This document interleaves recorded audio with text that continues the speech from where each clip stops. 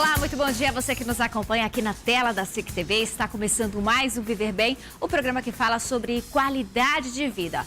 Olha, hoje vamos falar sobre uma doença inflamatória crônica que compromete o sistema nervoso central e atinge 2,5 milhões de pessoas no mundo, sendo 30 mil no Brasil. Trata-se da esclerose múltipla, que atinge 3 mulheres para cada homem, tendo como maior incidência a faixa etária dos 20 aos 40 anos. E para falar do assunto, estamos recebendo mais uma vez o neurologista Pausanes de Carvalho. Satisfação em recebê-lo mais uma vez, o Dr. Pausanes, que já é sócio do nosso programa, né, Dr. Pausanes? Bom dia. Bom dia. Muito obrigado mais uma vez pelo convite. Sabe que a gente fica muito feliz em contar com a sua participação sempre que fazemos o convite, viu, doutor? Também gosto muito de vir e poder participar do programa. Doutor, para a gente começar o programa de hoje, que fala sobre a esclerose múltipla, do que se trata a esclerose múltipla? É uma doença que foge um pouquinho dos padrões de todas as outras doenças que acometem, né, os seres humanos. Então, é uma doença que aparece em idades um pouco diferentes, em faixas etárias e um pouco diferentes, em classes sociais um pouco diferentes. E é uma doença que ela evolui por surtos, então não é uma doença contínua, não é uma doença que aparece só uma vez, então ela pode aparecer mais de uma vez. E tem muitos enigmas que a ciência não sabe explicar. A gente tem aqui algumas imagens, doutor, eu queria convidar o senhor para o nosso plasma, para a gente tentar explicar então do que se trata, onde que ela surge, onde ela aparece, já que é uma doença do sistema nervoso, é uma doença neurológica. Como que a gente pode entender aqui? Então, o sistema nervoso central, ele é subdividido em encéfalo, que é daqui para cima, e medula espinhal, que é daqui para baixo. Então, esse filetezinho aqui é a medula espinhal, está escrito aqui, ó, tá? E daqui para cima a gente tem o tronco encefálico, o cerebelo e os hemisférios cerebrais, que é chamado de encéfalo. Então, essa doença, ela comete tanto estruturas do encéfalo quanto da medula espinhal. A gente tem também uma outra imagem para tentar mostrar qual seria o impacto da doença, né, da esclerose no nosso sistema nervoso. Queria que o senhor explicasse, então. Pois é, a fisiopatologia dessa doença é a seguinte, né? Nós temos nervos que conduzem os estímulos do cérebro para os nossos músculos. Então, quando a minha mão faz esse movimento, sai uma ordem daqui que manda esse músculo fazer isso. Só que essa ordem, para chegar até esse músculo, ele passa por nervos. E esses nervos, eles são como fossem fios. Então, tem um núcleo metálico e uma capinha envolvendo esses nervos. Essa capinha chama-se mielina. Então, a esclerose múltipla é uma doença dessa capinha que aparece aqui degenerada. Então, isso aqui seria o normal. Então, tá aqui, ó, mielina normal. Então, a mielina, ela reveste o nervo que está aqui em amarelo e essa mielina, por algum motivo, ela sofre uma doença e ela começa a degenerar e ela pode ser totalmente destruída. E para a gente começar a entender a doença em si, a gente precisa saber também dos sintomas. Temos um plasma aqui com os sintomas, a incidência dos sintomas, os primeiros sintomas que levam as pessoas ao médico antes do diagnóstico da doença. 39% motores, 40% sensoriais, 30% fadiga, 30% visuais. Eu queria que o senhor pontuasse um a um quais são os principais sintomas dentro de cada divisão. Essa é uma outra dificuldade que existe na prática, é uma outra dificuldade para se fazer o diagnóstico dessa doença. 30% das pessoas começam com perda visual. Então, perde a visão, ficam cegas, quase sempre de um olho. Então, perde a visão de um olho, ou às vezes pode até acontecer nos dois olhos, mas, né, a pessoa perde a visão. Obviamente, a pessoa vai pensar que é um problema ocular, um problema visual e vai procurar um oftalmologista. Então, aqui o oftalmologista vai examinar, vai ver que não é nada no olho e vai encaminhar ao neurologista. Agora, a pessoa pode começar com sintomas bem inespecíficos, como fadiga. Então, a pessoa começa a ficar mole, indisposta, não tem motivação para fazer as coisas, a pessoa às vezes acha até que está deprimida e não consegue fazer aquilo que ela fazia todos os dias. Então, como se estivessem cansados, tá? Agora, podem aparecer sinais mais específicos, como paralisia, como perda dos movimentos, como perda da sensibilidade, a pessoa sente como se estivesse tendo um derrame cerebral. Às vezes é só de um lado, às vezes é dos dois lados, às vezes é nas duas mãos, às vezes é nas duas pernas. Então, é uma doença que tem manifestações clínicas muito variadas. Certo, doutor. E as causas? A gente tem a explicação para tudo isso? Por que as pessoas desenvolvem a esclerose múltipla? Ela nasce com isso, ela desenvolve em determinado momento. Há uma explicação científica? Pois é, esse é um grande desafio para a medicina ainda hoje. É interessante a gente dizer que algumas doenças não são conhecidas pela medicina ou algumas causas de doenças não são esclarecidas pela medicina. Essa é uma delas. Então, é uma doença que acomete pessoas e tem algumas particularidades deste acometimento, porque todas as doenças, elas acometem mais a população mais pobre, mais carente. Essa não. Ela é uma doença que a gente diz que é uma doença de gente rica. Então, ela acomete classes sociais mais elevadas. E a ciência não sabe por que causa, né? Não sabe como tratar, não sabe como impedir, prevenir, nada disso. Então, é uma doença que ainda é um grande enigma para a medicina. E por se tratar de um enigma, acaba se tornando um pouco mais difícil o tratamento, a identificação, para que a rede, inclusive a rede pública, esteja preparada para isso. Com certeza. Então, o diagnóstico não é fácil, porque assim, não existe nenhum tipo de exame que a gente possa falar assim, eu acho que esse paciente está com esclerose múltipla, então vamos fazer um exame para confirmar isso. Não existe esse exame. Não tem como você chegar lá e falar, fazer um exame, está dizendo aqui, está aqui dizendo que é esclerose múltipla. Então não há, então é um diagnóstico clínico, ou seja, é o olho do médico que reconhece o problema. Doutor, alguns estudos eles apontam que a presença de vírus de algumas vacinas, a exemplo da vacina da hepatite, poderia ter uma associação à esclerose múltipla. Realmente, há essa discussão? Como é uma doença que a ciência não sabe ainda o que causa, então são levantadas inúmeras possibilidades. Todo dia aparece uma hipótese nova. É isso que pode causar. Não, não é, é outra coisa. Então, de vez em quando surge aí um motivo novo, mas a ciência vai investiga e confirma que não é isso. Então, que não tem essa relação. Muito bem, nós iremos para a primeira pausa do programa de hoje. Daqui a pouquinho nós estamos de volta falando sobre esclerose múltipla. Não saia daí.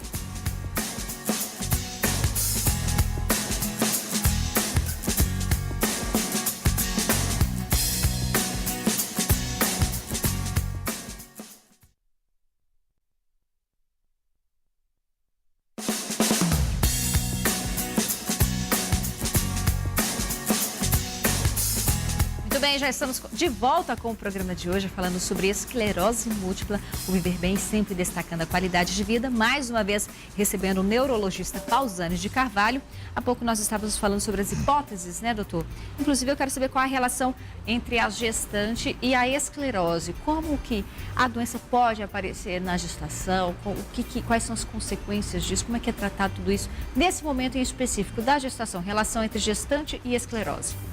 Pois é, a gestação, embora seja um processo fisiológico, né, que as mulheres esperam com muita expectativa ficarem grávidas, na verdade é uma situação em que ocorre uma mudança muito importante em todo o organismo da mulher, inclusive do sistema imunológico. Então, algumas doenças têm uma incidência elevada durante o período gestacional, exatamente por causa dessa influência imunológica. Então, o sistema imunológico, ele perde um pouco da sua eficiência, até porque quando a mulher fica grávida, ela vai ter dentro dela um ser diferente. Então, ela não pode ter um sistema imunológico muito ativo, porque senão esse sistema imunológico vai atacar o concepto, o feto, tá? Então, esse sistema imunológico, ele deprime e aí aparecem algumas doenças e entre elas a esclerose múltipla. E vários fatores podem aumentar o risco da esclerose múltipla. Separamos aqui alguns dos fatores de risco. Eu queria que o senhor, então, apresentasse para a gente e comentasse se tem algo de diferente em cada um deles. Pois é uma doença curiosa em muitos aspectos. Primeiro, a idade. A maioria das doenças que aparecem nos seres humanos, elas têm uma incidência maior na idade mais avançada. Essa aqui não. É uma doença de meia idade, 20, 30 anos, por aí assim. Tem um ligeiro predomínio no sexo feminino e assim, existem algumas regiões no planeta que têm uma incidência bem elevada de esclerose múltipla e outras que têm uma incidência bem baixa. Então assim, na região equatorial, na região do Equador, a incidência é muito baixa. Nas regiões tropicais e subpolares, a incidência é muito alta. Então, alguns países como, por exemplo, a Noruega, a Finlândia, a Suécia, a Suíça, têm uma incidência altíssima. Então, algo em torno de 50 vezes mais do que a incidência na região equatorial. Então, a ciência não sabe explicar por quê. Então, todas as doenças infecciosas, parasitárias, têm uma incidência mais elevada na região do Equador. Então, são regiões em que tem uma população mais pobre, mais carente e que tem muitas doenças infecciosas. Essa aqui não. Essa aqui vai dar lá em cima, na região mais próxima dos polos, nas regiões mais frias. Quando falamos da idade, doutor, quando falamos de 20 a 40 anos, a maior incidência, há casos, há registros? Eu queria que retornasse para os fatores de risco, para a gente aprofundar um pouquinho mais. Há casos entre as crianças, por exemplo, diagnóstico de esclerose múltipla, isso pode afetar o desenvolvimento dela? É muito raro e muito difícil de ser estabelecido, mas é possível. Então, em medicina, a gente nunca pode dizer isso não é possível. Então, essa doença, ela foge dos padrões habituais de todas as outras doenças, mas é possível, mas é bem raro. Agora, também outro fator que me chama a atenção, as mulheres seriam as mais atingidas pela esclerose. Seria por uma diferenciação da produção hormonal ou não tem nenhuma relação, já que trata-se de uma doença neurológica? Não tem explicação. Então, essa é uma doença que não sofre influência dos hormônios sexuais femininos. E a incidência também, ela é um pouco maior no sexo feminino, não é muito diferente não. Então, é algo em torno de 2 para 3 para 1. Então, tem 2 ou 3 mulheres para um homem acometido pela doença. Então, não é uma diferença muito grande, não. O histórico familiar sendo um fator de risco. Tive esclerose, passei por um tratamento, me recuperei da doença. Significa que meu filho pode ter mais chances, pode ter a esclerose também ou não? Não, não é uma doença genética, não tem influência de fatores genéticos. É claro que a medicina raciocina assim. Se você tem gripe demais, tá, o seu filho pode ter gripe demais. Então, ele pode ter uma propensão genética e desenvolver as mesmas doenças que as outras pessoas da família têm. Mas essa aqui não é uma doença genética e esse risco é igual de qualquer outra pessoa da sociedade. E que outras doenças autoimunes podem trazer a esclerose como uma consequência? Como ela é uma doença inflamatória, então, não é uma doença infecciosa, é uma doença inflamatória. Então, desenvolve-se um processo inflamatório em algumas áreas do cérebro. Então, ela depende do controle imunológico. Então, o sistema imunológico, ele tem que estar vigiando o seu organismo. E se você tem uma doença que altera esse sistema autoimune, esse sistema imunológico, então, algumas doenças chamadas de autoimune são doenças em que o sistema de defesa do seu organismo está baixo, está pouco eficiente. Então, essa doença pode aparecer com mais facilidade. E pode aparecer com diferentes tipos de manifestação. Eu queria que o senhor pontuasse um a um, então, pra gente. Pois é, isso aqui são variedades da esclerose múltipla. Então, ela não aparece sempre do mesmo jeito. Então, a pessoa pode ter um surto apenas de desmielinização e nunca mais ter. Mas ela pode ter 2, 3, 4 surtos. E esses surtos podem ser assim. Ela tem um surto, melhora, recupera, fica boa, passa um tempo sem sentir nada. Quando vê, tem um outro surto. Então, a gente chama isso de remitente e recorrente. Então, remite e recorre. Ou melhora e recai. Agora, tem uma outra forma que a pessoa melhora parcialmente e logo tem um outro surto. E, às vezes, melhora parcialmente e logo tem um outro surto. Então, são maneiras evolutivas diferentes que essa doença tem. Algum das formas da doença aparecer, deixa sequelas no paciente? Com certeza. Então, um grande número de pessoas vão ter, às vezes, um surto apenas, e esse surto vai deixar sequelas importantes. Então, por exemplo, algumas pessoas têm paralisia nas 2 pernas em um surto, e ela vai passar o resto da vida tendo dificuldade para andar. Então, pode ficar sequelas, às vezes, só com o surto. Agora, na maioria das vezes, quando a pessoa faz um tratamento correto, adequado, reabilitação, melhora e, às vezes, a pessoa volta quase inteiramente ao normal. Muito bem, doutor Pausanes. Olha, o próximo bloco vem então falando sobre tratamentos para a esclerose múltipla. A cura, há tratamentos, como fazer o diagnóstico de forma mais precisa. Entenda mais sobre o assunto depois do intervalo, a pausa é bem rápida.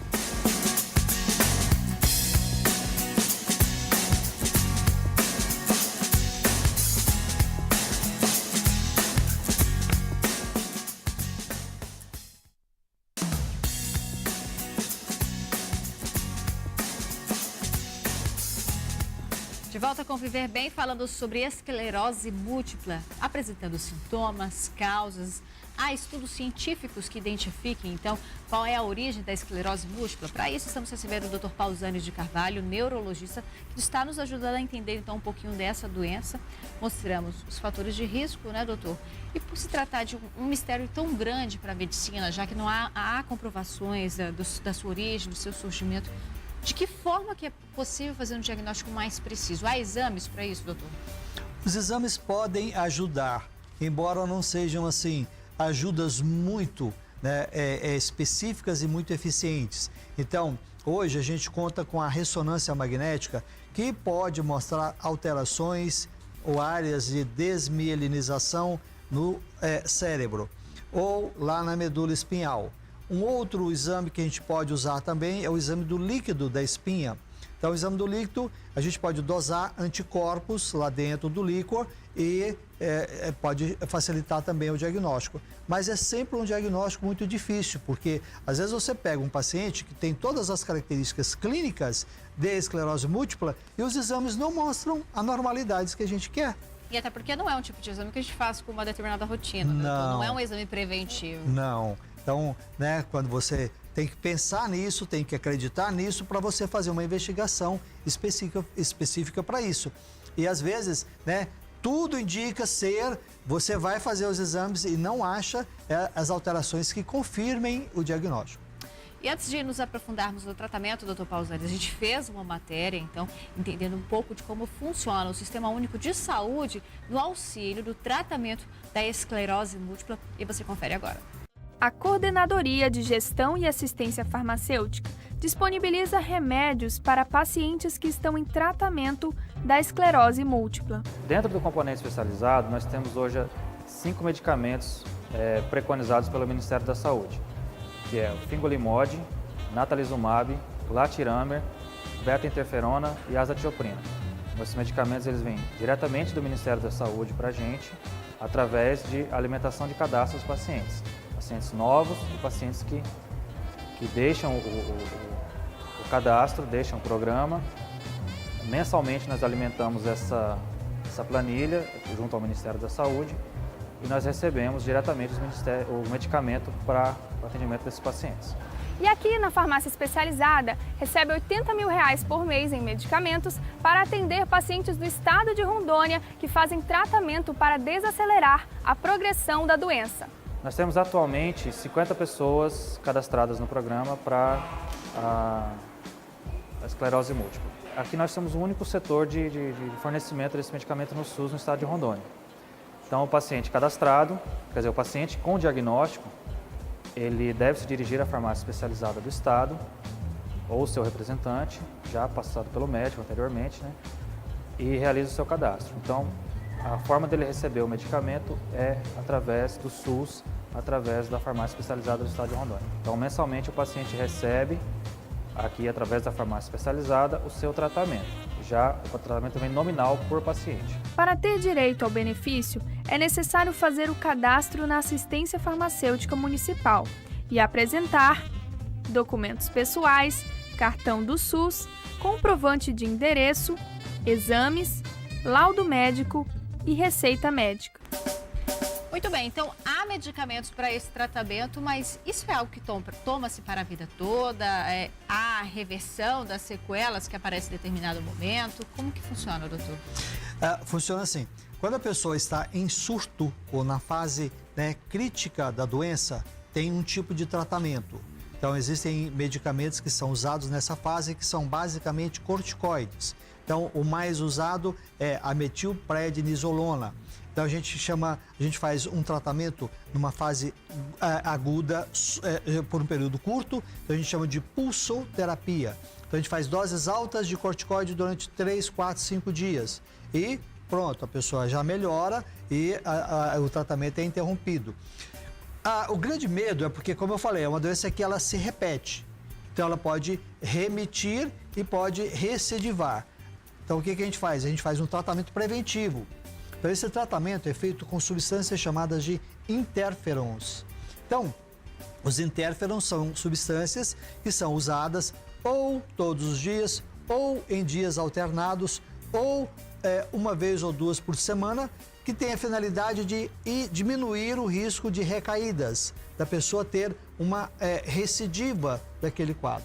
Queria que a gente passasse de forma rápida, então, algumas das terapias alternativas para quando a pessoa já tem a doença, né, está enfrentando esse momento. São terapias que realmente podem ajudar a pessoa, o paciente, a melhorar, doutor? Como a acupuntura, também temos o yoga. Esse tipo de terapia que a gente está mostrando na tela agora pode ajudar?